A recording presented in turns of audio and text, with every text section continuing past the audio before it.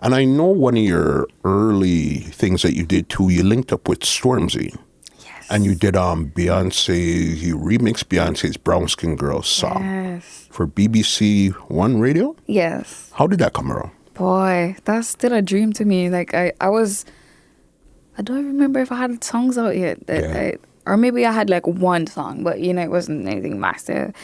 And I went to England. I was being vetted by like a lot of record labels at the time, and I still can't explain to you how that happened. I just knew he talked to me and he told me that he liked my stuff. He likes my music. And next thing we know, I'm up on BBC Radio 1.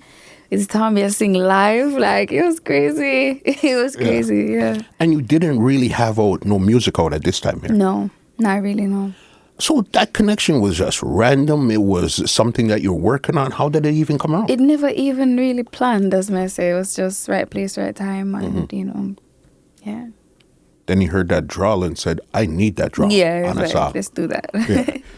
First thing there. And then after, what was your next musical move after that? I think after that, I came back to Jamaica for a while, and I was working on music.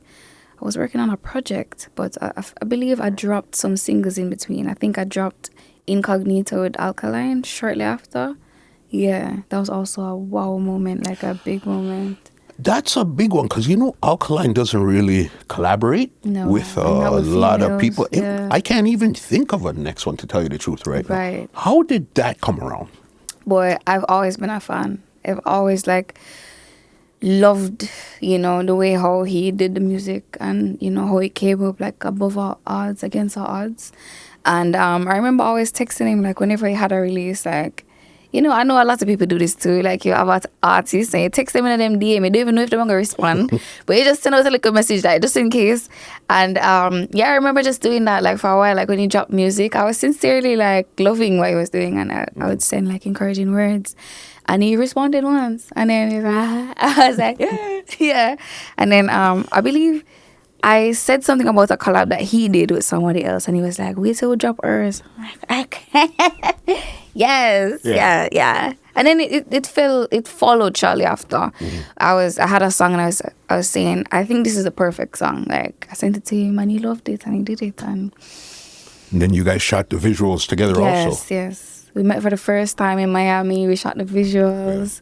Yeah, it was all great. What was that like now, meeting Alkaline live? Okay, you text him, that's cool. We did vocals, we send them back and forth. But what was that feeling like now, meeting the man himself? Oh, God, live? Man. It was great. Man, I tell you, this is somebody who I look up to. Because I would say whenever...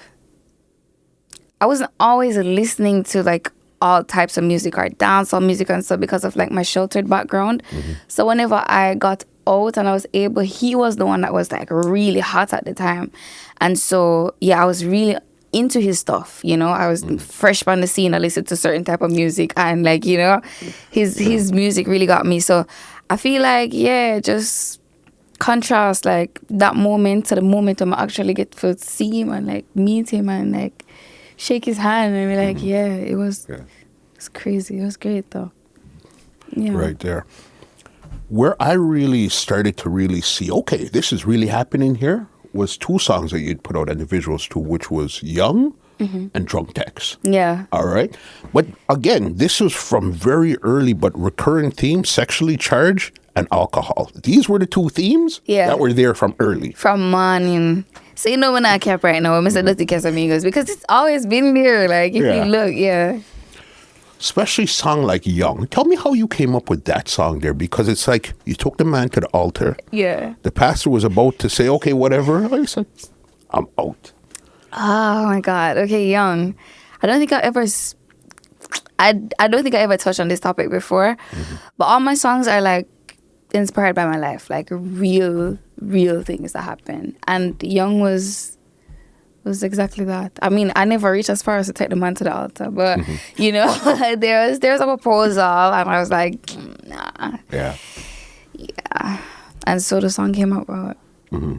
This podcast is brought to you by www.twolinedmusica.com.